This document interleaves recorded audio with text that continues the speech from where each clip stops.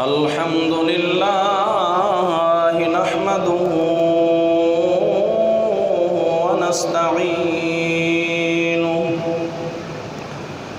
ونستعينه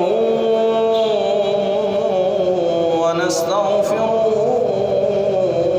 ونؤمن به ونتوكل عليك ونعوذ بالله من شرور أنفسنا ومن سيئات أعمالنا من يهدي الله فلا مضل له ومن يضلله فلا هادي له ونشهد أن لا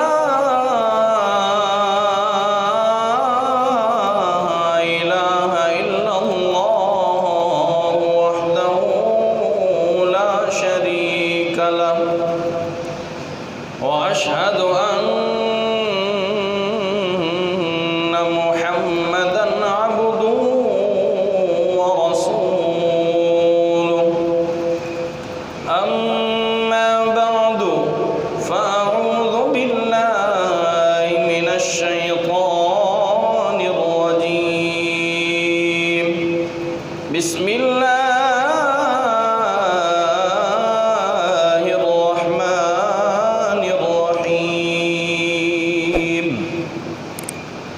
يا أيها النبي حسبك الله ومن اتبعك من المؤمنين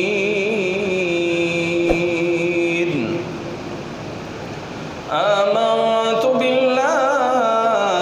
صدق الله العظيم وصدق رسوله النبي الكريم الأمين ونحن على ذلك لمن الشاهدين والشاكرين والحمد لله رب العالمين أما بعد فقد قال الله تبارك وتعالى في شان حبيبه مخبرا وعامرا إن الله وملائكته يصلون على النبي يا أيها الذين آمنوا صلوا عليه وسلموا تسليما پڑھیے اللهم صل على سيدنا ومولانا محمد وعلى آل سيدنا ومولانا محمد وبارك وسلم وصل عليه الصلاة والسلام عليك يا سيدي يا رسول الله وعلى آلك وأصحابك يا سيدي يا حبيب الله الصلاة والسلام عليك يا رحمة للعالمين وعلى آلك وأصحابك يا محبوب رب العالمين حمد و ثنا کے بعد میرے نہایت ہی واجب الاحترام بزرگوں، دوستوں، نوجوان ساتھیوں، السلام علیکم ورحمۃ اللہ وبرکاتہ۔ آج میں اور آپ جمعۃ المبارک کے اس مبارک اجتماع میں جمع ہیں۔ دعا گو ہوں اللہ میری اور آپ کی حاضری کو اپنی بارگاہ میں قبول و منظور فرمائے، اور میں جو کچھ بھی بیان کروں اللہ تبارک و تعالی سب سے پہلے مجھے اور بعد میں آپ حضرات کو سن کر اس پر عمل کرنے کی توفیق نصیب فرمائے۔ جیسا کہ آپ احباب جانتے ہیں، آج یکم محرم الحرام شریف ہے، اور ہجری کا جو اسلامی سال ہے، اسلامی سال کا آج پہلا دن ہے۔ دعا گو ہوں اللہ اس سال کو ہم سب کے لیے عافیت والا بنائے، اور پوری امت مسلمہ کے لیے اللہ تبارک و تعالی اس سال کو عافیت والا بنائے، اور اللہ تبارک و تعالی ہم سب کو اس پورے سال میں گناہوں سے بچنے کی، نیک اعمال کرنے کی توفیق نصیب فرمائے۔ آج یکم محرم الحرام شریف کا دن ہے، اور یکم محرم الحرام شریف کو شہادت سیدنا حضرت فاروق اعظم رضی اللہ تعالی عنہ آپ کی شہادت ہے، تو اسی مناسبت سے چند باتیں آپ کی سماعتوں کے حوالے کروں گا، آپ کی شان کے حوالے سے، جو کہ آپ کی شان قرآن و حدیث میں اللہ اور اس کے رسول نے بیان فرمائی ہے۔ حضرت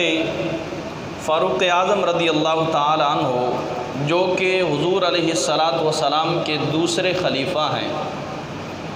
اور حضرت فاروق اعظم مراد رسول ہیں،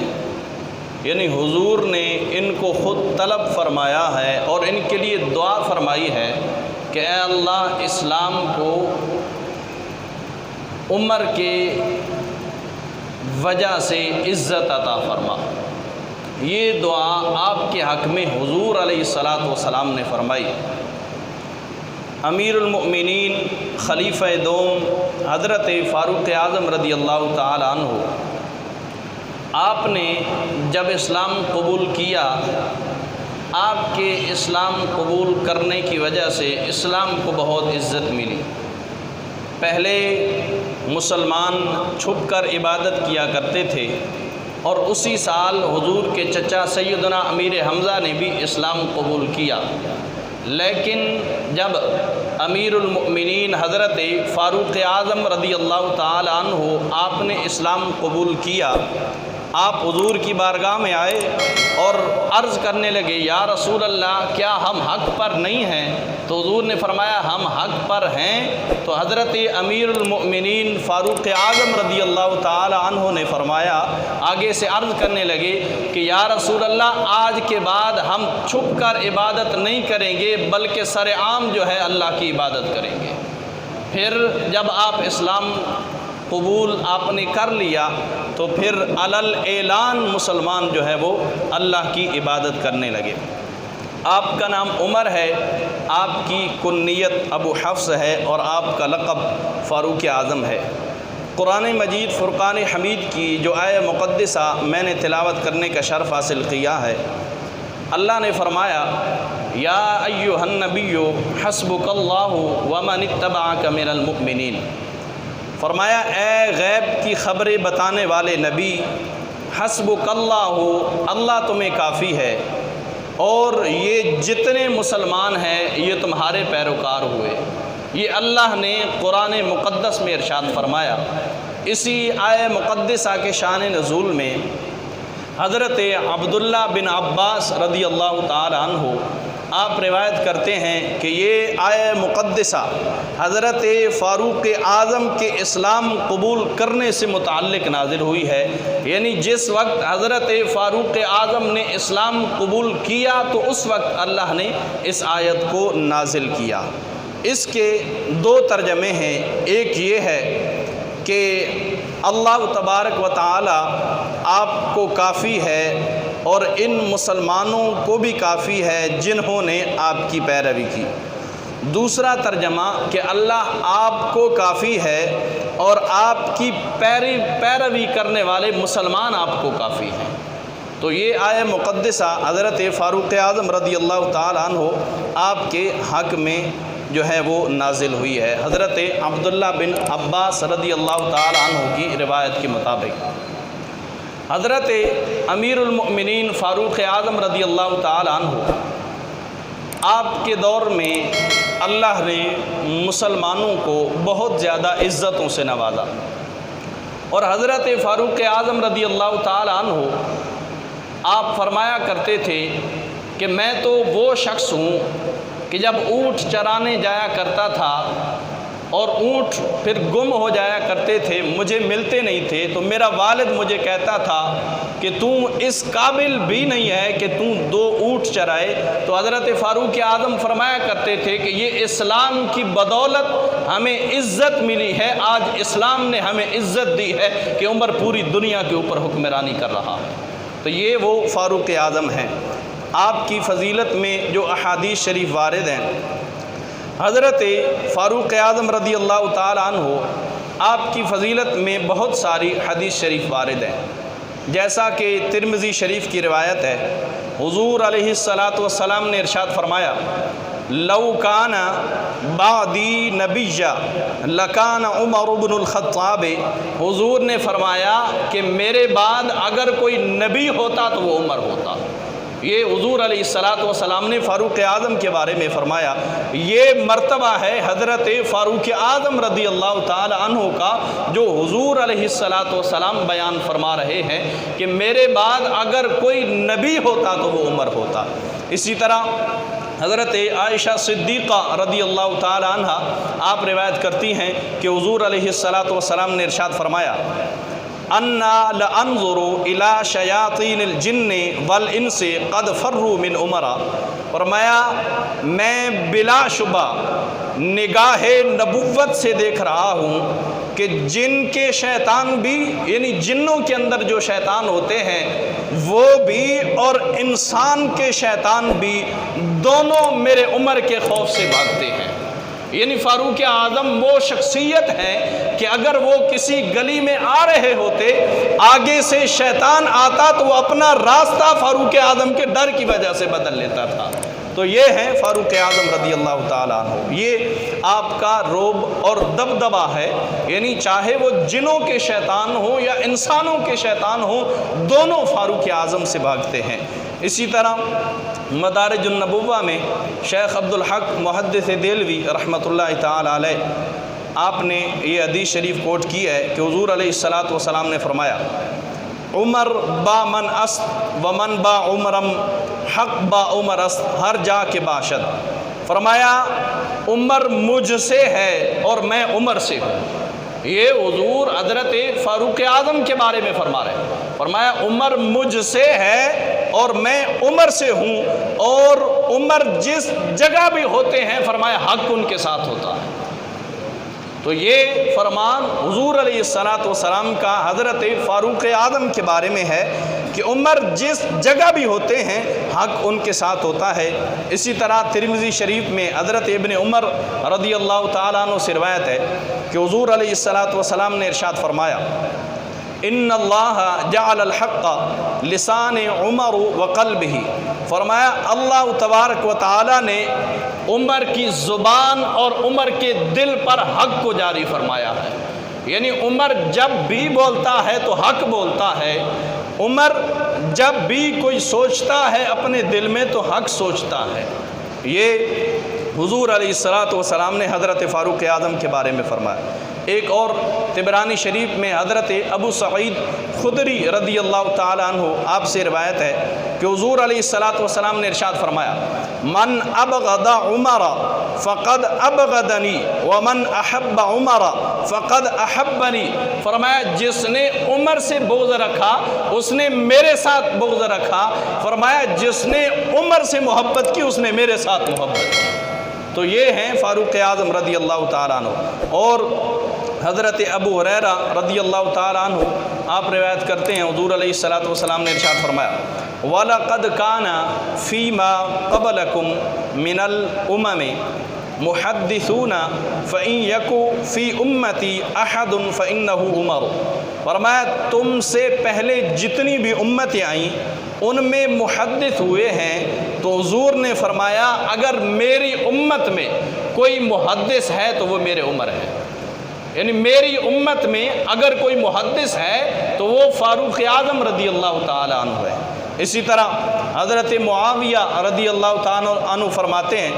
کہ حضرت ابو بکر صدیق رضی اللہ تعالیٰ عنہ کے پاس دنیا نہیں آئی اور نہ ہی انہوں نے اس کی خواہش اور تمنا فرمائی، مگر حضرت فاروق اعظم کے پاس دنیا بہت آئی لیکن انہوں نے دنیا کو قبول نہیں کیا بلکہ اسے ٹھکرا دیا۔ یعنی دنیا کا مال و متاع بہت زیادہ آیا لیکن آپ نے دنیا کو قبول نہیں کیا، اسے ٹھکرا دیا۔ ایک روایت جو کہ حضرت امام حسن رضی اللہ تعالیٰ عنہ فرماتے ہیں کہ حضرت فاروق اعظم رضی اللہ تعالیٰ عنہ حضرت حذیفہ کو تحریر فرمایا کہ لوگوں کو ان کی تنخواہیں اور اس کے ساتھ عطیات کے طور پر بھی مال تقسیم کر دو۔ انہوں نے آپ کو لکھا کہ میں نے ایسا ہی کیا لیکن اس کے باوجود ابھی بھی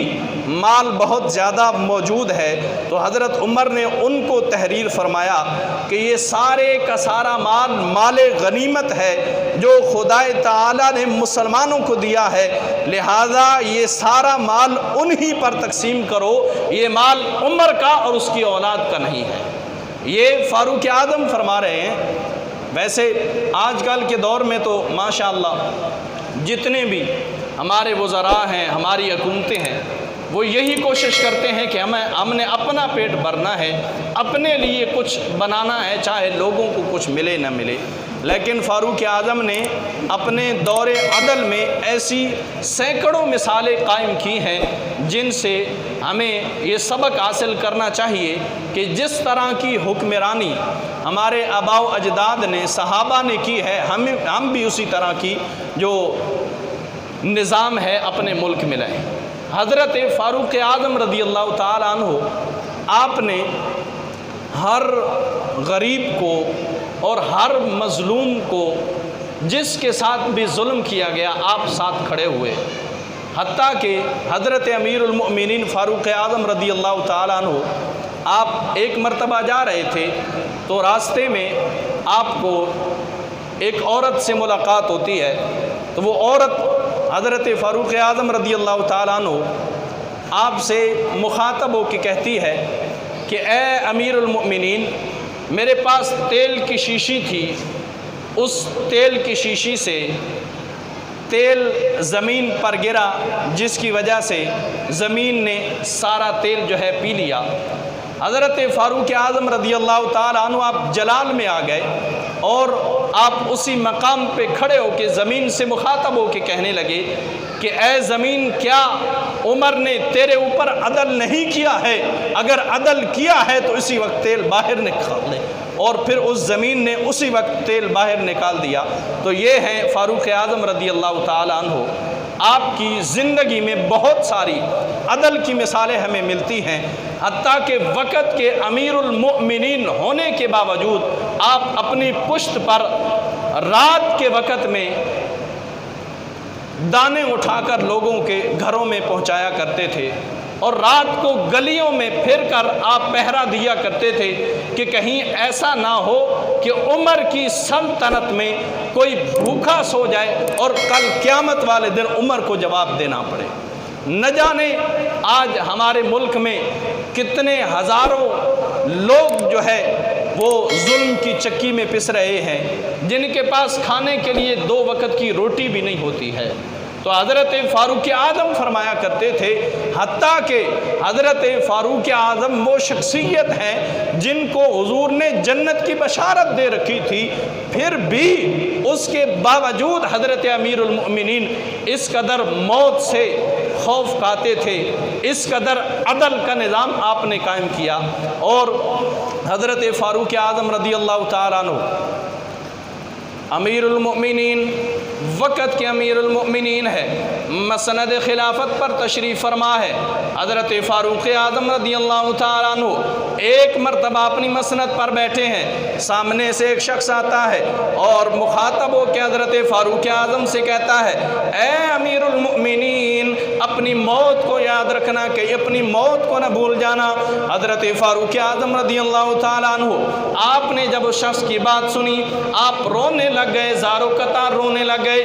آنکھوں سے آنسو آنے لگ گئے۔ حضرت فاروق اعظم رضی اللہ تعالیٰ عنہ رونے کی حالت میں ہچکی بند جاتی ہے۔ حضرت فاروق اعظم رضی اللہ تعالیٰ عنہ اس شخص کو بلاتے ہیں اور اس سے مخاطب ہو کے فرماتے ہیں کہ اے شخص، تو نے ہر روز آنا ہے اور تیری یہ ڈیوٹی ہے، تو نے مجھے یاد دلانا ہے کہ اے عمر موت کو یاد رکھنا، کہیں موت کو نہ بھول جانا۔ حضرت فاروق اعظم رضی اللہ تعالیٰ عنہ نے اس شخص کی تنخواہ مقرر کر دی۔ ہر مہینے میں حضرت فاروق اعظم اس شخص کو تنخواہ دیا کرتے تھے۔ کافی دن گزرنے کے بعد حضرت امیر المؤمنین فاروق اعظم رضی اللہ تعالیٰ عنہ ایک دن اس شخص سے کہنے لگے کہ کل تو نے نہیں آنا ہے، کل تو نے یہ کام نہیں کرنا ہے۔ وہ شخص پریشان ہو گیا، وہ کہنے لگا، اے امیر المؤمنین کیا مجھ سے کوئی خطا سرزد ہوئی، کیا مجھ سے کوئی غلطی سرزد ہوئی، کیا آپ نے کوئی تنخواہ کا مسئلہ ہے، میں تنخواہ نہیں لوں گا، بغیر تنخواہ کی ڈیوٹی دوں گا،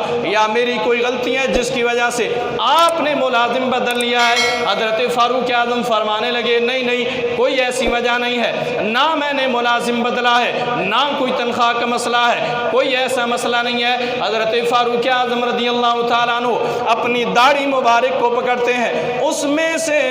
ایک سفید بال نکال کے اس شخص کو دکھاتے ہیں اور فرماتے ہیں کہ اے شخص، یہ سفید بال میری داڑھی میں آ چکا ہے، یہ مجھے آخرت کی یاد دلاتا رہے گا۔ حضرت فاروق اعظم رضی اللہ تعالیٰ عنہ وقت کے امیر المؤمنین عدل و انصاف اس قدر کرتے ہیں کہ آپ کے دور خلافت میں کسی شخص کے ساتھ کبھی بھی ظلم نہیں ہوا ہے۔ حضرت فاروق اعظم رضی اللہ تعالیٰ عنہ پھر موت کے خوف کا یہ عالم ہے کہ داڑھی میں ایک سفید بال آ گیا۔ حضرت فاروق اعظم فرمانے لگے کہ میری داڑھی میں سفید بال آ چکا ہے، یہ مجھے آخرت کی یاد دلاتا رہے گا۔ آج ہمارا کیا عالم ہے، ہمیں کس قدر آخرت کی فکر ہے، ہم آخرت کو بھول چکے، ہم نے صرف اور صرف سب کچھ دنیا کو اوڑھنا بچھونا سمجھ لیا ہے۔ لیکن نہیں دوستو، یہ دنیا ایک نہ ایک دن ختم ہو جائے گی، ہم سب نے اس دنیا سے چلے جانا ہے۔ حضرت فاروق اعظم رضی اللہ تعالیٰ عنہ داڑھی میں